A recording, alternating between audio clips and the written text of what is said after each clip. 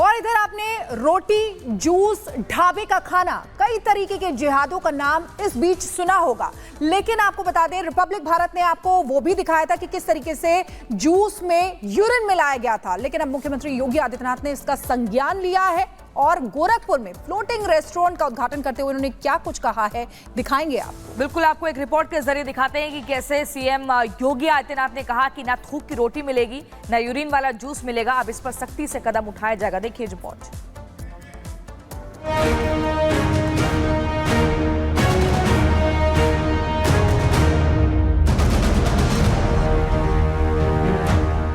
प्रधानमंत्री नरेंद्र मोदी ने देश को $5 ट्रिलियन अर्थव्यवस्था बनाने का संकल्प लिया है, जिसमें सीएम योगी लगातार उत्तर प्रदेश के योगदान को बढ़ा रहे हैं। इसके लिए प्राथमिकताएं तय की गई हैं। विकास योजनाओं की सौगात दी जा रही है। जहां माफियाओं का राज था, उसे जड़ से उखाड़ा जा रहा है।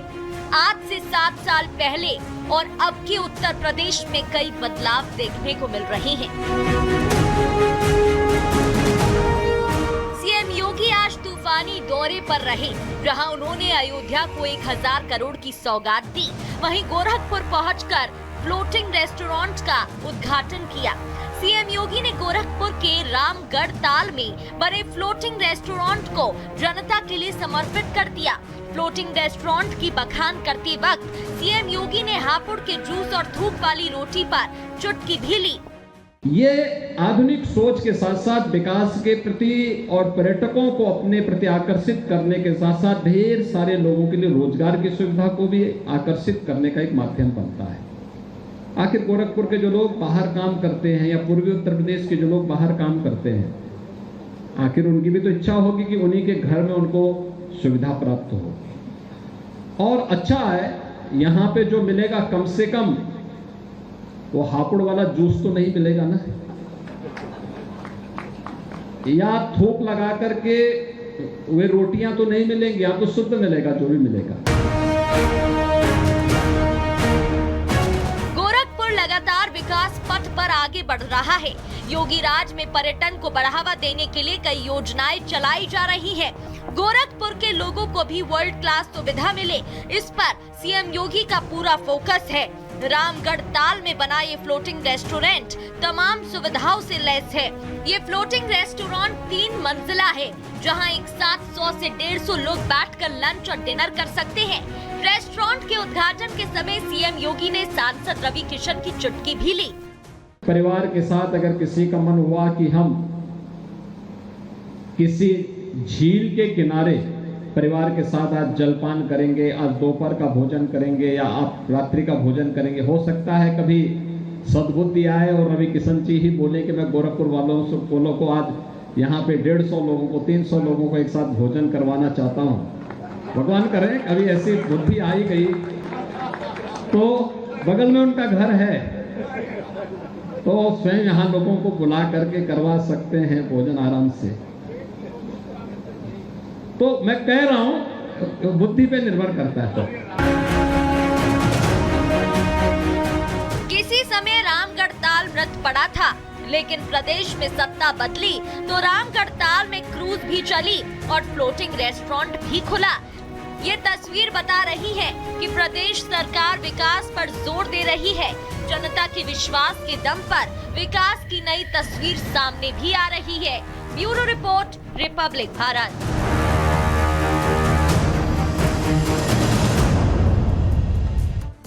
और चलिए अगली खबर आपको बताते हैं। देश के कई इलाकों में रेल जिहाद के मामले लगातार सामने आ रहे हैं और ये मामले इस कदर बढ़ रहे हैं कि थमने का नाम नहीं ले रहे हैं। और अब एक और नई घटना यूपी के रामपुर से सामने आई है, जिसके बाद सवाल खड़े हो रहे हैं कि आखिर ट्रेन को डीरेल करने की साजिश किसकी थी। रिपोर्ट आपको दिखाते हैं।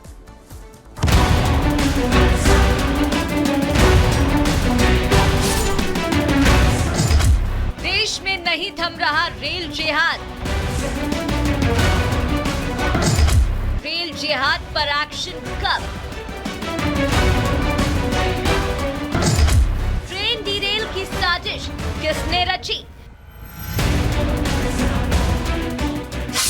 उत्तर प्रदेश समेत देश के कई इलाकों से पिछले कई दिनों से रेलवे ट्रैक को बाधित करने की घटनाएं सामने आ रही हैं।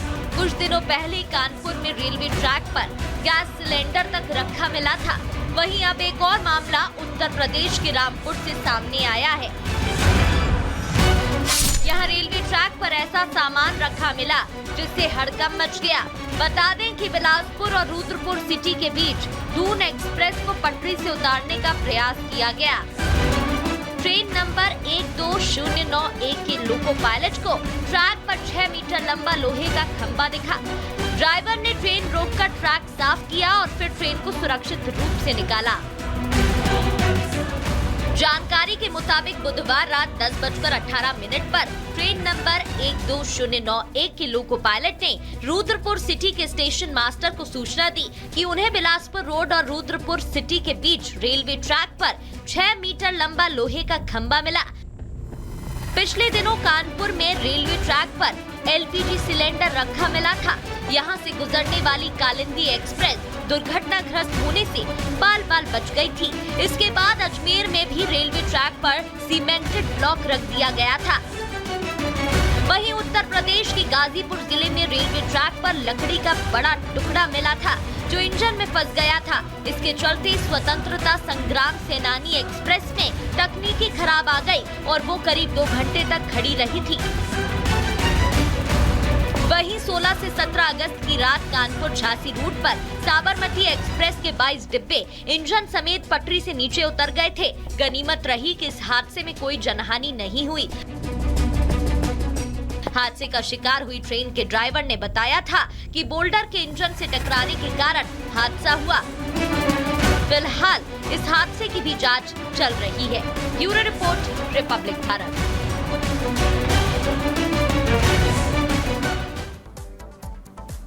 और अब बात कश्मीर विधानसभा चुनावों की करेंगे, जिसमें सबसे ज्यादा शोर जो है वो धारा 370 को लेकर उठ रहा है। और ये शोर राजनीतिक दलों के बीच से हटकर अब पाकिस्तान की तरफ जाके रुक गया है। बिल्कुल, और देखिए पाकिस्तान को भी भारत के कुछ राजनीतिक दलों से उम्मीद है कि घाटी में फिर से पुराने दिन लौट आएंगे।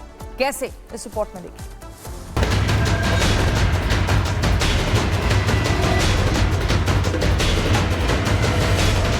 आज पाकिस्तान के नेता कांग्रेस के शहजादे को पीएम बनाने के लिए दुआ कर रहे हैं।